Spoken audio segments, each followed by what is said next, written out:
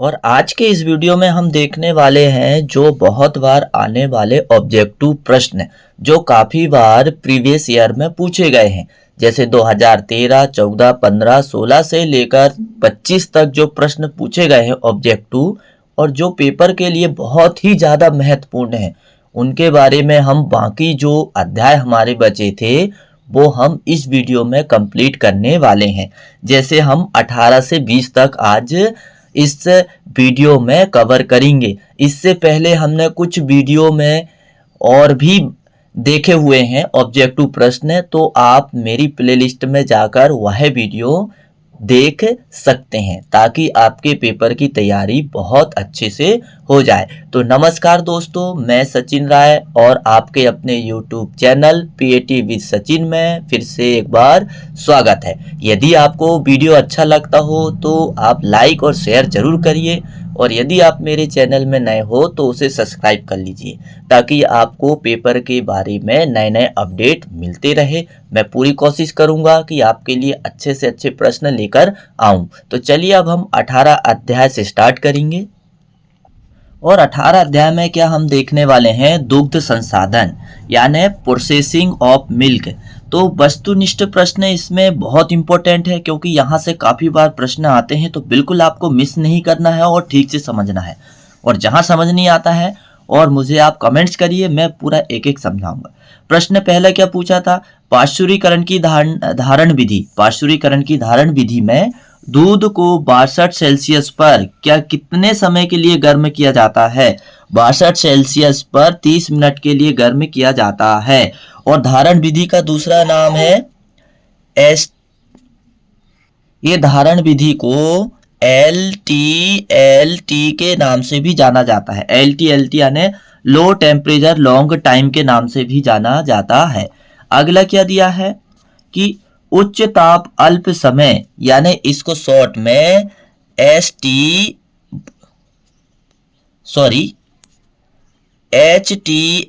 के नाम से जाना जाता है।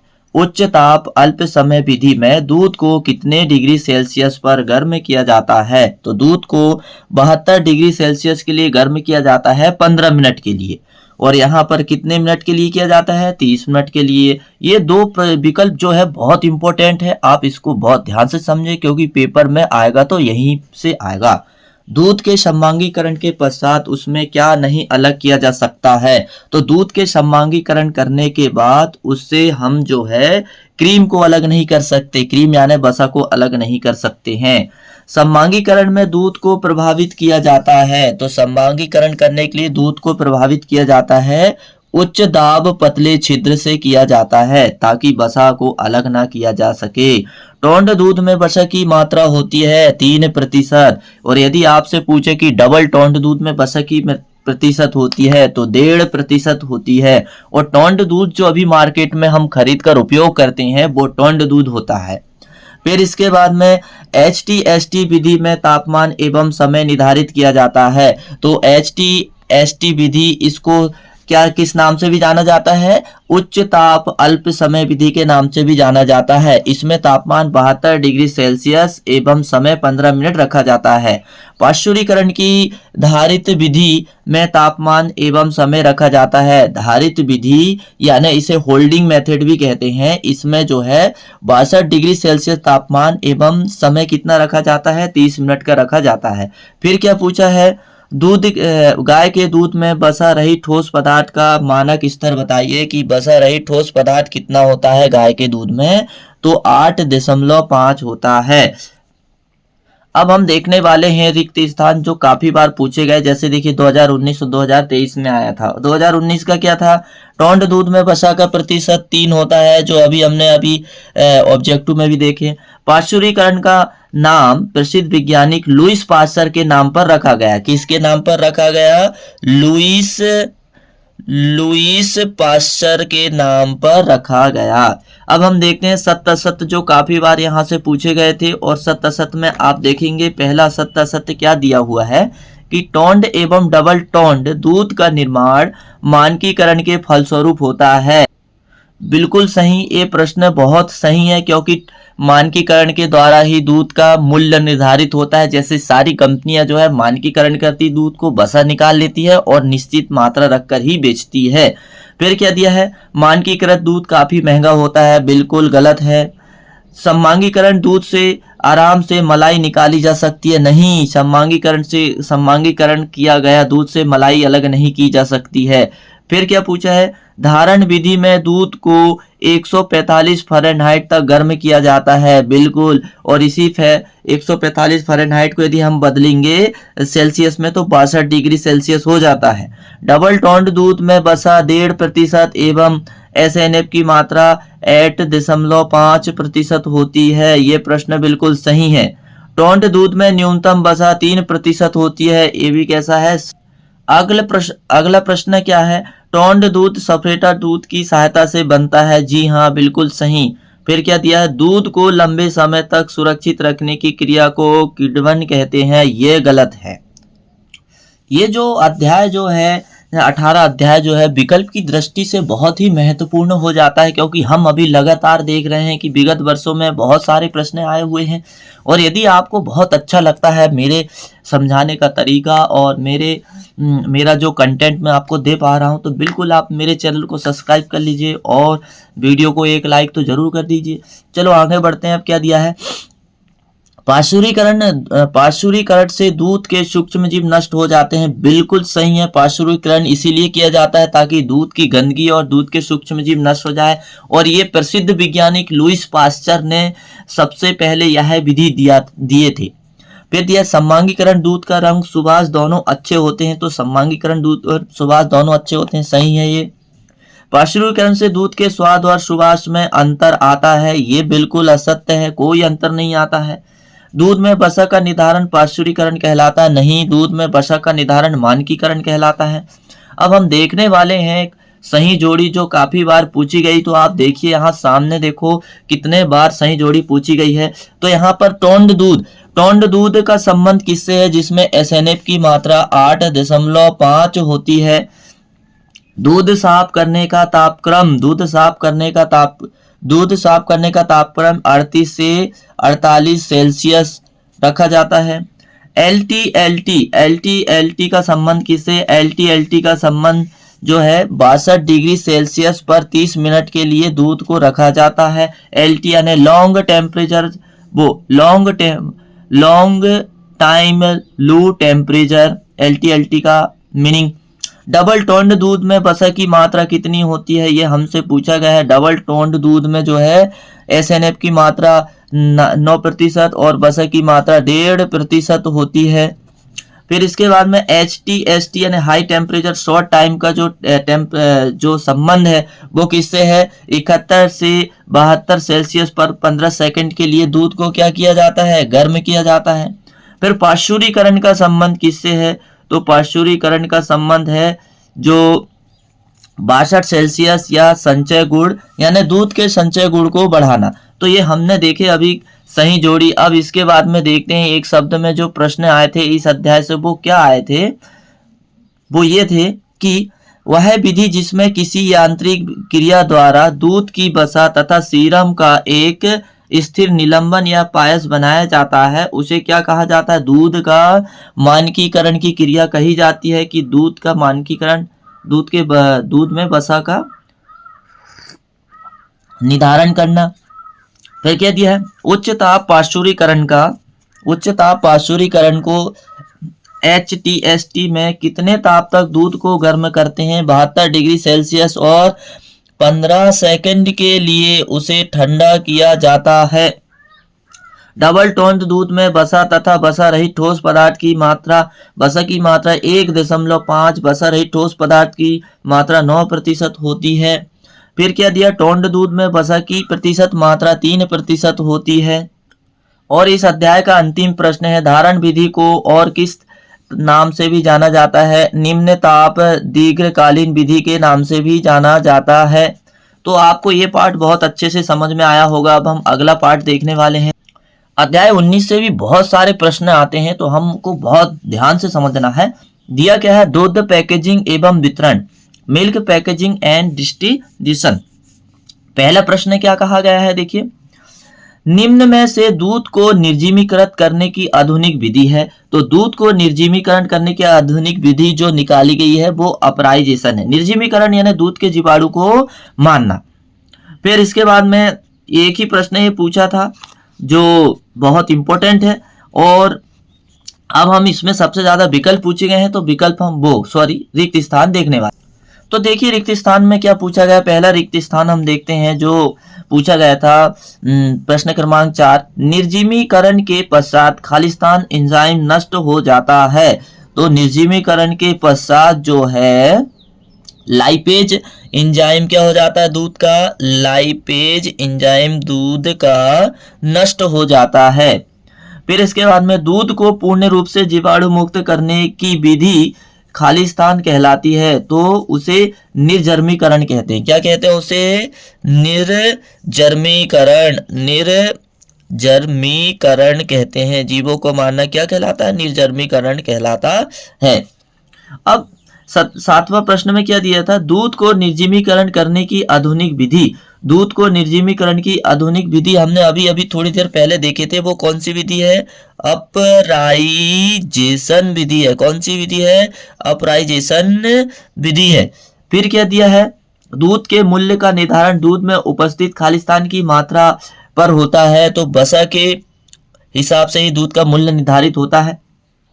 अपराइजेशन दूध खालिस्तान की एक विधि है। अपराइजेशन दूध के निर्जीवीकरण करने की एक विधि है।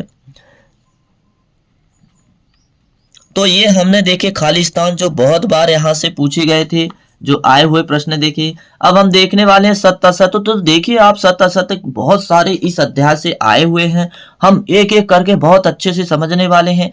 यदि आपको बहुत अच्छे से समझ में आता है तो आप बिल्कुल कमेंट्स करिए। और ये हमारा जो है अंतिम वीडियो है पशुपालन का, अंतिम वीडियो है, क्योंकि आज ही पेपर है। तो आज आप ये वीडियो को देख के चले जाइए, तो निश्चित ही आपको बहुत सारे प्रश्न कवर होने वाले हैं, एक भी प्रश्न नहीं छूटेगा। दूध का मूल्य निर्धारण उसमें उपस्थित वसा के आधार पर किया जाता है। बिल्कुल सही। दूध से रोगाणु या जीवाणु नष्ट करना निर्जीवीकरण कहलाता है। ये भी सही। दूध पैकेजिंग से खुदरा वितरण काफी आसान हो जाता है। खुदरा वितरण यानी कि मार्केट में बेचना काफी आसान हो जाता है। बिल्कुल सही। दूध पैकेजिंग का अर्थ दूध का खुला रखना। गलत। दूध पैकेजिंग का अर्थ होता है दूध को पैक करके रखना। 72 डिग्री सेल्सियस तापमान दूध को निर्जीवीकरण करने के लिए पर्याप्त होता है। बिल्कुल सही।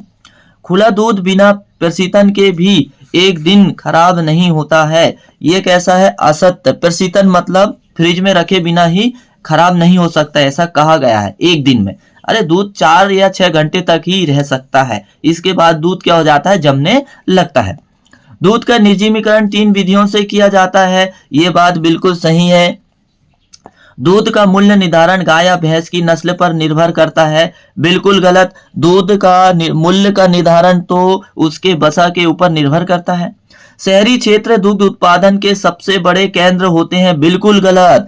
गांव ग्रामीण क्षेत्र दूध उत्पादन के सबसे बड़े केंद्र होते हैं। अपराइजेशन दूध को निर्जर्म करने की आधुनिक विधि है। बिल्कुल सही। दूध को निर्जीवीकरण की या निर्जर्म करने की आधुनिक विधि है। निर्जीवीकरण में दूध का लाइपेज एंजाइम नष्ट हो जाता है। बिल्कुल सही, क्योंकि दूध को गर्म किया जाता है और गर्म करने पर ये लाइपेज एंजाइम नष्ट हो जाता है। दूध को उपभोक्ता में वितरण करना ही वितरण कहलाता है। बिल्कुल सही। अभी हमने ये देखे सत्य असत्य। देखिए कितने सारे सत्य असत्य आए हुए हैं इस अध्याय से। अब हम देखने वाले हैं सही जोड़ी। सही जोड़ी से भी काफी प्रश्न आए हुए हैं। हम आज इस अध्याय के सारे प्रश्न कवर करने वाले हैं। यदि आपको वीडियो पसंद आता है तो एक बार लाइक कर दीजिए और अपने दोस्तों को जरूर शेयर कर दीजिए, क्योंकि हम बहुत इंपॉर्टेंट क्वेश्चन आंसर आज देख रहे हैं। ऑब्जेक्टिव प्रश्न इससे पहले भी मैंने 2022, 2023, 2024 और 2025 का प्रश्न पत्र सॉल्व करवाया हूं। आप वो भी मेरी प्लेलिस्ट में जाकर वीडियो देख सकते हैं, ताकि आपका एक भी प्रश्न ना छूटे। तो सही जोड़ी में पहला प्रश्न क्या दिया है? दूध का निर्जीवीकरण का तापक्रम कितना रखते हैं? तो दूध का निर्जीवीकरण का तापमान रखते हैं 93.3 डिग्री सेल्सियस से 96.1 डिग्री सेल्सियस। दूध का मूल्य निर्धारण, दूध का मूल्य निर्धारण किसके ऊपर होता है? वसा के ऊपर होता है। फिर उच्च ताप निर्जीवीकरण, उच्च ताप निर्जीवीकरण इसमें क्या होता है, प्रोटीन का पोषक तत्व कम हो जाता है, बिल्कुल सही। और कौन सा, लाइपेज। अपराइजेशन, अपराइजेशन क्या है, दूध को ऑक्सीजन रहित करना अपराइजेशन कहलाता है। फिर इसके बाद में देखो एक शब्द में प्रश्न में ये 3 प्रश्न पूछे गए थे, वो क्या थे कि दूध के बैक्टीरिया तथा एंजाइम को नष्ट करना निर्जमीकरण कहलाता है, बिल्कुल सही। दूध के मूल्य का भुगतान किया जाता है, उसमें उपस्थित वसा की मात्रा के आधार पर ही दूध का मूल्य निर्धारित किया जाता है। ये प्रश्न काफी बार घूम घूम के आया है और हम काफी बार इसको सॉल्व किए हैं। दूध का निर्जमीकरण करने की आधुनिक विधि का नाम क्या है, अपराइजेशन है। तो निश्चित ये अध्याय आपको बहुत अच्छे से समझ में आया होगा, इसको छोड़ना नहीं है। इस अध्याय से बहुत सारे प्रश्न आने वाले हैं, इसको जरूर पढ़ना है। और आज के इस वीडियो का अंतिम अध्याय और इस सब्जेक्ट का अंतिम अध्याय हम देखने वाले हैं, और जिसमें देखने वाले हैं ऑब्जेक्टिव क्वेश्चन। और अध्याय का नाम है कृत्रिम दूध। कृत्रिम दूध का मतलब वो होता है जो मानव निर्मित दूध, मानव के द्वारा बनाया गया दूध कृत्रिम दूध कहलाता है, जिससे कई सारी बीमारियां होती है। और दूध बनाने के लिए किसका उपयोग किया जाता है, रिफाइंड का किया जाता है, यूरिया का, अरंडी का तेल और बहुत सारे पदार्थों का उपयोग किया जाता है। तो चलिए इसमें से विकल्प में क्या पूछा था कि क्यों ज्वर की खोज हुई थी। क्यों ज्वर की खोज सबसे पहले कहाँ हुई थी, ऑस्ट्रेलिया में हुई थी, और ये दूध के कारण ही होता है। अब इसके बाद में 10वां प्रश्न में क्या पूछा था कि निम्नलिखित में से कौन सा हार्मोन से दुग्ध उत्पादन यानी स्तरण हेतु उपयोग में लाया जाता है। तो ये जो है ऑक्सीटोसिन हार्मोन्स। मैंने आपको बताया था यदि कोई पशु नाराज हो जाता है, दूध नहीं देता है, तो ये हार्मोन्स को इंजेक्शन लगा देते हैं, ये हार्मोन्स वाला, तो वो दूध उतरने की क्रिया चालू हो जाती है। लेकिन ऐसा नहीं करना चाहिए, ये इंजेक्शन बहुत ही खतरनाक होता है, इससे पशु की गुणवत्ता या आनुवांशिक शुद्धता में गिरावट आती है। फिर देखते हैं ऑक्सीटोसिन हार्मोन्स का प्रभाव कितने समय के लिए होता है। ऑक्सीटोसिन हार्मोन्स का प्रभाव 2 से 3 मिनट के लिए होता है, ये गलत दिया है, जबकि 7 मिनट के लिए होता है। कृत्रिम दूध है, कृत्रिम दूध कैसा दूध है, कृत्रिम दूध मानव निर्मित दूध है। ये विकल्प हमने देखे। अब हम देखने वाले हैं रिक्त स्थान। रिक्त स्थान में हम देखने वाले हैं जो 2019 में आया था कि भोजन विषाक्तता से संबंधित बीमारी को क्या कहते हैं। भोजन विषाक्तता से संबंधित बीमारी को बाटुलिज्म कहते हैं। क्या कहते हैं, बाटुलिज्म के नाम से जाना जाता है। फिर क्या दिया, कृत्रिम दूध को खालिस्तान दूध भी कहते हैं। तो कृत्रिम दूध को रासायनिक दूध के नाम से भी जाना जाता है। रासायनिक दूध के नाम से भी जाना जाता है। कृत्रिम रसायनों को निश्चित अनुपात में मिलाकर तैयार किया जाता है। तो कौन सा दूध तैयार किया जाता है, कृत्रिम दूध तैयार किया जाता है।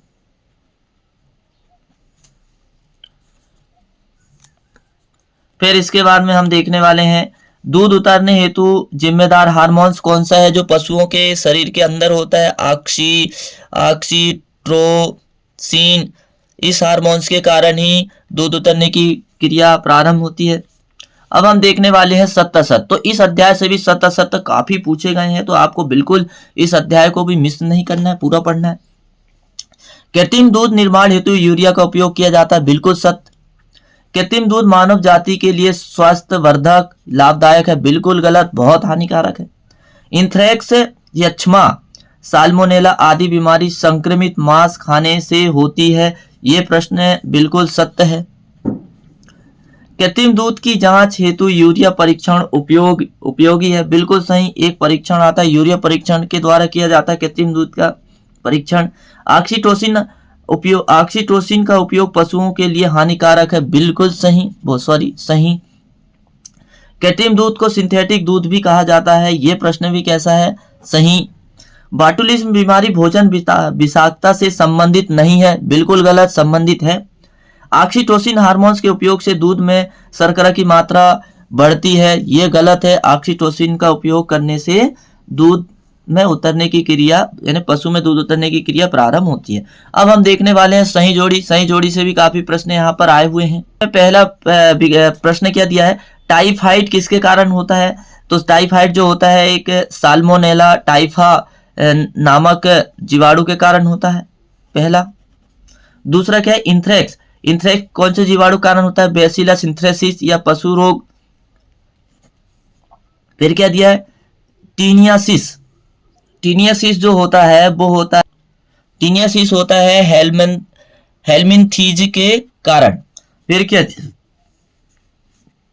यक्षमा। यक्षमा यानी जो टीबी जो होती है वो किसके कारण होती है? माइक्रोबैक्टीरियम के कारण होती है। फिर इसके बाद में क्या दिया है? हैजा। हैजा किसके कारण होता है? ब्रिवियो क्लोरी के कारण हैजा होता है। और इसके बाद में बाटुलिज्म। बाटुलिज्म जो है वो किसके कारण होता है? क्लास्ट्रीडियम बाटुलिनम के कारण होता है। तो ये हमने सही जोड़ी देखे। फिर इसके बाद में हम देखने वाले हैं, ये पूछा है हमसे एक शब्द में उत्तर, एक शब्द में प्रश्न वाला एक। अभी हमारी सही जोड़ी एक और बची, हम उसको भी देख लेते हैं। टीबी। टीबी का संबंध किससे? माइक्रोबैक्टीरियम एक जीवाणु है उसके कारण होता है। पेचिस। पेचिस का जो संबंध है वो किससे है? बैसिलस से है, यानी इसके कारण होता है। क्यू ज्वर की खोज कब हुई थी? क्यू ज्वर की खोज जो है 1935 में हुई थी। और ब्रुसेलोसिस। ब्रुसेलोसिस किससे होता है? संक्रमित मांस खाने से। ब्रुसेलोसिस संक्रमित मांस खाने से होता है। तो ये सारे प्रश्नों को हमने बहुत अच्छे से हल किए, सारे प्रश्नों को हमने बहुत अच्छे से हल किए। और निश्चित ही मैं समझता हूं कि आपको पूरा प्रश्न, पूरे अध्याय के जो विकल्प हैं वो समझ में आ गए होंगे। तो यदि आपको अच्छे लगते हैं मेरा कंटेंट, यदि मेरा वीडियो, तो आप मुझे लाइक करिए। और चैनल, यदि आप मेरे पहली बार देख रहे हो वीडियो, तो उसे सब्सक्राइब कर दीजिए।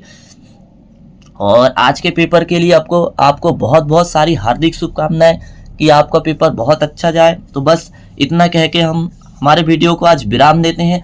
अगली बार जो हमारा अगला पेपर होगा तो हम उसके ऊपर बहुत सारे वीडियो बनाने वाले हैं। तो आप बिल्कुल निश्चित ही जुड़ जाइए। आपको हर प्रश्न पत्र का यहाँ इस वीडियो में या इस चैनल में आंसर मिलने वाला है। तो आप ज़्यादा से ज़्यादा संख्या में जुड़ जाइए।